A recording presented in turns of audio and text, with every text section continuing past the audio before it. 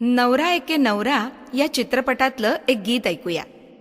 संसारात नवरा बायकोचे सूर जुळलेले असावेत, जीवन सुरेल संगीतासारखं असावं, हे सारं अगदी खरं.